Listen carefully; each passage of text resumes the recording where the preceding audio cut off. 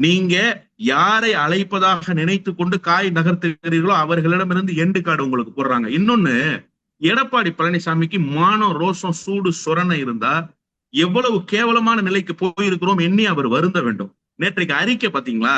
யார் சார் அறிக்கை கொடுத்தா? அதிமுகவோடு கூட்டு இல்லை என்கிற அறிக்கையை யார் கொடுக்கிறா?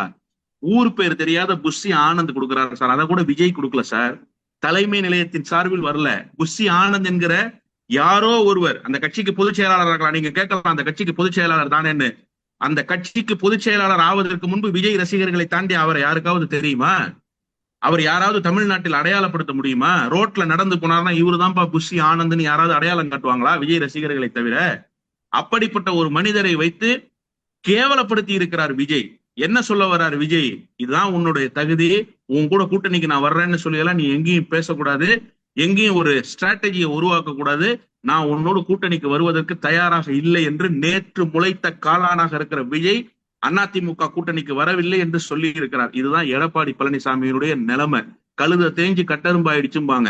அந்த நிலைமைக்கு வந்து சேர்ந்திருக்கிறார் எடப்பாடி பழனிசாமி. நீங்க தானே சார் முதல்ல சொல்லி இருக்கணும்.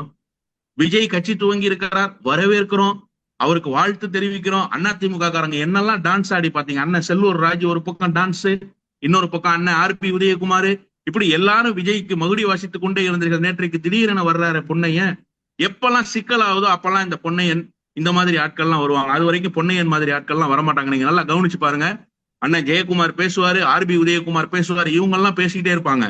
பிரச்சனையாகி ஒரு முடிவுக்கு வந்துடும், அவமானப்பட்டு போயிடும். அவமானத்தை சந்திப்பதற்கு பொன்னையன் போன்ற பழைய ஆட்களை கொண்டு வந்து நிறுத்துவார்கள். எனவே எடப்பாடி பழனிசாமி தலைமைக்கு கிஞ்சித்தும் தகுதியற்றவர். 2026 ஆண்டு தேர்தலில் எடப்பாடி பழனிசாமியும் பாஜகவும் தனித்து விடப்படுகிறது என்பதை நேற்றைய விஜய் கட்சியினுடைய அறிக்கை உணர்த்தி இருக்கிறது.